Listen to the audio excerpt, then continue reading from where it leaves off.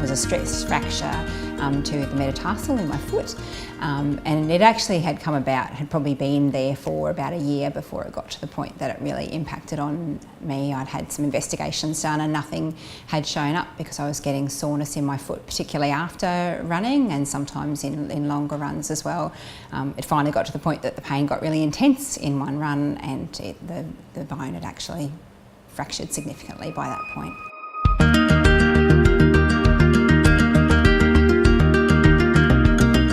What it felt like when I actually did it in the first place, when it got to the point that the bone fractured, it was pretty intense pain. I felt like it was a really bad cramp in my foot, but it was at the point where I really couldn't put pressure on my foot at all. I certainly couldn't run, and my foot started to swell, so it was a bit of a sign that there was something pretty bad going on.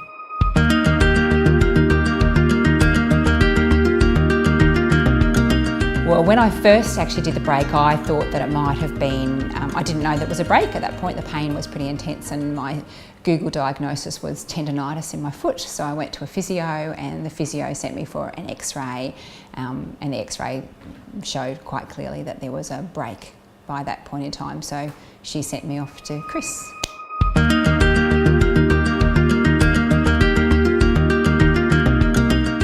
The first part of the treatment involved a moon boot for what was originally 2 weeks and ended up being 4 weeks, and I felt really reluctant about wearing a moon boot. I guess it's a sign of there being something wrong with you, and we don't like those sorts of things, but I really found it made it much easier for me to get around during the day. I could actually walk much more quickly with a moon boot on my foot than I could kind of hobbling along with a sore foot. There was no running, obviously, and no impact at that point in time, so then it became looking at what sort of exercises I could do to maintain both my fitness and my sanity until it got to the point that I could get back to running. I think it was like a 12-week recovery in terms of rehabilitation. I think it was at least a 12-week program, but then it probably was even longer than that. At the time, I think I broke things down to little bits and pieces. So this is how long I have to swim for, and then riding for a while, and then the running was quite structured in terms of the distances that I could do and building up from there.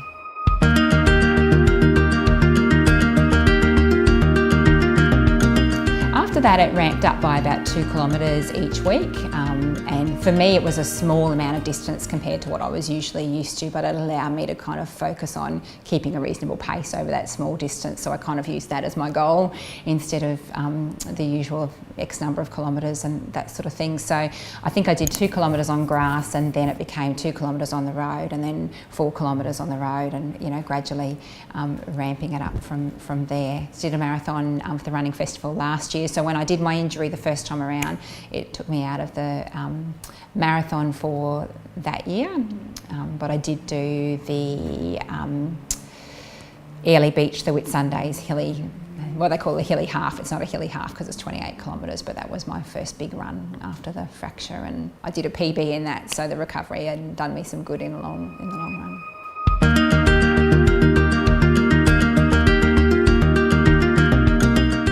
I think from my point of view, I'd probably, if I could go back in time and change what happened, probably I should have pursued further the soreness that I had in my foot prior to it actually breaking, and I had done all the investigations, but the fact that my foot was swelling was a bit of an alarm bell for me. And I guess when somebody tells you what you want to hear, when I was told keep doing what you're doing, we can't find anything, I thought yep, that's great. I wanted to keep running anyway, so I did keep doing it, but it made the fracture that much worse in the end, that it took a lot longer to recover. So if I had have taken a break at the point that it was just a small stress fracture, I probably would have been able to get back into running sooner rather than later.